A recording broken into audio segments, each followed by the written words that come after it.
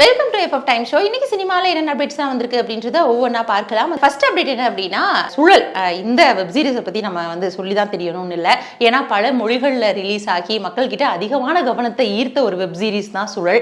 அது மட்டும் இல்லாம பல மொழிகள்லையும் அதிகமான வரவேற்பை பெற்ற ஒரு வெப் சீரிஸும் கூட. இந்த சுழல் வந்து ரிலீஸ் ஆகுறப்போ வந்து பயங்கரமா ரீச் ஆச்சு, பயங்கரமா கொண்டாடப்பட்டுச்சு. சுழல் 2 வந்து எப்போ வரும் அப்படின்ற ஒரு எதிர்பார்ப்பையும் வந்து கிளப்பி இருந்துச்சு. சரி, சுழல் 2 எப்போ விடுவீங்க அப்படின்னு கேட்ட கேள்விக்கு புஷ்கர் காயத்ரி அவங்க வந்து திரைக்கதையை எழுதிட்டு இருக்கோம் அப்படின்ற மாதிரி எல்லாம் வந்து அறிவிப்பு கொடுத்திருந்தாங்க. அந்த வகையில இப்ப சுழல் 2 பத்தி என்ன சொல்லியிருக்காங்க அப்படின்னா, பிப்ரவரி 28 அமேசான் பிரைம் ஓடிடி தளத்துல இந்த சுழல் 2 வந்து ரிலீஸ் ஆக இருக்கு அப்படின்ற மாதிரி சொல்லி இருக்கிறாங்க. ஸோ சுழல் 2 வந்து பிப்ரவரி 28 ரிலீஸ் ஆகுதா அப்படின்றத நம்ம வெயிட் பண்ணி பார்க்கணும். ஏன்னா ஏற்கனவே சுழல்ல வந்து தமிழ் அவங்களுடைய மியூசிக் வந்து பயங்கரமா இருக்கும். ஸோ அந்த வரிசையில இந்த படத்திற்கான மியூசிக்லாம் எப்படி இருக்க போகுது, சுழல் 1 மாதிரியே சுழல் 2 வந்து பேசப்படுமா, கதிர், ஐஸ்வர்யா ராஜேஷ், மஞ்சிமா மோகன் இவங்களுடைய நடிப்பெல்லாம் வந்து எந்த அளவுக்கு இருக்க போகுது, அதெல்லாம் வந்து நம்ம பொறுத்திருந்து பார்க்கலாம். அடுத்த அப்டேட் என்ன அப்படின்னா, டானாக்காரனுடைய இயக்குனர் தமிழ் அவங்களுடைய இயக்கத்துல இல்ல திரைக்கதையில ஒரு படம் வந்து உருவாக இருக்கு. அந்த படத்தை வந்து வெற்றிமாறன் அவர்களுடைய அசிஸ்டன்ட் டைரக்டரான சுரேஷ் அவங்க வந்து இயக்குறாங்க. ஸோ அந்த படம் வந்து யாரை வச்சு இயக்குறாங்க அப்படின்னா, நடிகர் விக்ரம் பிரபுவை வச்சுதான். ஏற்கனவே டானாக்காரன் புகழ் தமிழ் இயக்குனர் வந்து விக்ரம் பிரபு அவர்களை வச்சு இந்த படத்தை பயங்கரமா வந்து வெளியிட்டு இருந்தாரு. மக்களால் அதிக அளவு கொண்டாடப்பட்ட படம் வந்து டானாக்காரன். ஸோ அந்த வரிசையில் இப்போ விக்ரம் பிரபு அவங்களுக்குமே வந்து தமிழ் அவங்க தான் வந்து கதையை எழுதுறாங்க. அப்படி இருக்கிறதுனால இந்த படமும் வந்து எதிர்பார்ப்பையும் மீறி மக்கள்கிட்ட அதிகமான வரவேற்பு பெறும் அப்படின்னு நம்பப்படுது. ஸோ இன்னும் இந்த படத்திற்கான டைட்டில் எதுவுமே வைக்கல. இப்போ தான் வந்து பட பூஜையெல்லாம் வந்து ஸ்டார்ட் பண்ணி போயிட்டு இருக்காங்க. சரி, நம்மளும் வந்து வெயிட் பண்ணி பார்க்கலாம் இது எந்த மாதிரியான ஒரு கதையாக வரப்போகுது அப்படின்னு. அடுத்த அப்டேட் என்ன அப்படின்னா, இயக்குனர் சதீஷ் கிருஷ்ணன் அவங்களுடைய இயக்கத்தில் கவின் அவங்களுடைய நடிப்பில் வந்து இப்போ உருவாகி இருக்கிற படம் தான் கிஸ். இந்த கிஸ் படத்துடைய டைட்டிலை வந்து அனௌன்ஸ் பண்ணியிருந்தாங்க ரீசெண்டாக.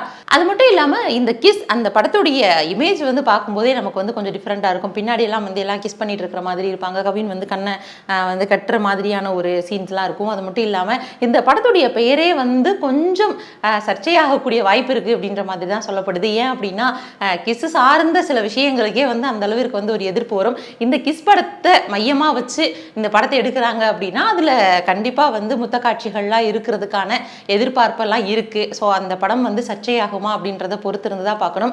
அது மட்டும் இல்லாமல் கவின் வந்து ரீசெண்டாக சில நல்ல படங்களை கொடுத்துட்டு வந்தாலும் அவருக்கு சில படங்கள் வந்து ரொம்பவே டவுன் ஆகிட்டு இருக்கு. ஸோ அந்த சுச்சுவேஷன்ஸில் இந்த கிஸ் படம் வந்து இவருக்கு எந்த அளவிற்கு வந்து ஒரு வெற்றி படமாக அமையும் அப்படின்றத நம்ம பொறுத்திருந்து தான் பார்க்கணும். ஏன்னா பிப்ரவரி 14 இந்த கிஸ் படத்துடைய டீசரை வந்து ரிலீஸ் பண்ண போறதா சொல்லியிருக்காங்க. லவ்வர்ஸ் டேக்கு லவ்வர்ஸுக்கெல்லாம் வந்து ஒரு ட்ரீட்டாக இருக்கும் அப்படின்ற மாதிரி சொல்கிறாங்க. அடுத்த அப்டேட் என்ன அப்படின்னா, நம்ம யூடியூப்ல பயங்கரமாக ரசித்து கொண்டாடின ஒருத்தவங்களுடைய வீடியோ அப்படின்னா அது வந்து கோபி சுதாகர் அவங்களுடைய வீடியோ தான். ஸோ பரிதாபங்கள் மூலமாக ஒவ்வொரு விஷயங்களையும் வந்து அந்த அளவிற்கு நம்ம கிட்ட பயங்கரமாக ரீச் கொடுப்பாங்க. இப்போ அவங்களுடைய ப்ரொடக்ஷனில் வந்து ஒரு மூவி வந்து ரிலீஸ் ஆக இருக்கு. அந்த மூவியோட டைட்டில் வந்து எப்போ வைப்பாங்க அப்படின்னு நீண்ட மாதங்களாகவே கேட்டுட்டு இருந்தாங்க. அந்த மூவிக்கு வந்து ஓ காட் பியூட்டிஃபுல் அப்படின்னு சொல்லிட்டு பேர் வச்சிருக்கிறாங்க. ஸோ பல சிக்கல்கள்னால அவங்க வந்து பல விஷயங்களை தொடர முடியாமல் இருந்துச்சு. ஒரு வழியாக வந்து சிக்கல் முடிஞ்சு இந்த படத்துக்கு வந்து ஓ காட் பியூட்டிஃபுல் அப்படின்னு பேர் வச்சு அறிவிச்சிட்டாங்க. ஸோ இந்த படம் வந்து விரைவில் திரைக்கு வரும் அப்படின்னு எதிர்பார்க்கப்படுது. அது மட்டும் இல்லாமல் கடைசியாக இப்போ சமீபத்தில் வந்து ராஜேஸ்வர் காளிசாமி நக்கலைட்ஸ் டீம் அவங்க வந்து ரிலீஸ் பண்ண குடும்பஸ்தன் படம் வந்து பெரிய அளவில் வந்து வரவேற்பை பெற்றிருந்தது. அந்த வரிசையில் நம்ம வந்து யூடியூப்பில் அதிகமாக சாதித்த இந்த பரிதாபங்கள் கோபி சுதாகர் அவங்களுடைய படமும் வந்து மிகப்பெரிய அளவில் வந்து வெற்றி பெறுவதற்கான வாய்ப்பு இருக்குது அப்படின்ற மாதிரி சொல்கிறாங்க. அது என்ன, இந்த படத்துடைய கான்செப்ட் எப்படி இருக்க போகுது, எவ்வளோ காமெடியான ஒரு ஜேர்னரில் வரப்போகுது, என்ன மாதிரி சொல்ல போகிறாங்க அப்படின்றத நம்ம பொறுத்திருந்து தான் பார்க்கணும். ஏன்னா இந்த எக்ஸ்பெக்டேஷனுக்கு காரணம் கூட அவங்க வெளியிட்ட ஒரு போஸ்டர் தான். ஸோ அது பார்க்கவே வந்து கொஞ்சம் வேற மாதிரி ஒரு டிஃப்ரெண்டான ஆங்கிள் இருந்தது. நம்மளும் பொறுத்திருந்து பார்க்கலாம். அடுத்த அப்டேட் என்ன அப்படின்னா, மிஷன் இம்பாசிபிள் அந்த படத்துல இருந்து ஒவ்வொரு பாகத்தையும் வந்து நம்ம பயங்கரமா என்ஜாய் பண்ணி இருந்திருப்போம். ஸோ அந்த பாகம் 8 எப்போ வரப்போகுது அப்படின்னு எதிர்பார்க்கிற அளவிற்கு தான் ஒவ்வொரு பாகமும் இருந்துச்சு. அந்த வரிசையில இப்போ பாகம் 8 வந்து ரிலீஸ் பண்ண காத்துட்டு இருக்காங்க. இந்த படத்துல இருந்து நியூ டீசரையுமே வந்து இப்போ ரிலீஸ் பண்ணி இருக்கிறாங்க. ஸோ அதனால ரசிகர்கள்லாம் வந்து பயங்கர குசியில இருக்காங்க. ஸோ மிஷன் இம்பாசிபிள் படத்தை வந்து நம்ம விரைவில் திரையில பார்க்கலாம். அடுத்த அப்டேட் என்ன அப்படின்னா, விஜய் தேவர்கொண்டா அவங்களுடைய 12வது படத்துடைய டீசருக்கு நம்ம தமிழ்ல சூர்யா அவர்கள் வந்து வாய்ஸ் கொடுத்திருக்கிறாரு, டப்பிங் ஒர்க் வந்து முடிச்சிருக்காரு அப்படின்ற மாதிரியான தகவல் வெளியாகி இருந்துச்சு. அது மட்டும் இல்லாமல் தெலுங்குல பார்த்தோம் அப்படின்னா ஜூனியர் என்டிஆர் அவர்கள் வந்து வாய்ஸ் கொடுத்துருக்காரு அப்படின்ற மாதிரி சொல்லியிருக்காங்க.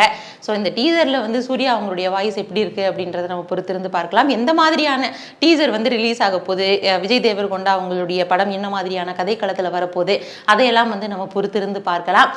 இந்த மாதிரி சினிமாவில் நடக்கிற ஒவ்வொரு விஷயங்களையும் நம்ம தினம்தோறும் பேசிட்டு இருக்கோம். மேலும் தொடர்ந்து பேசலாம். அதுவரை இணைந்தே இருங்கள். இது FF time show. Bye from Devika.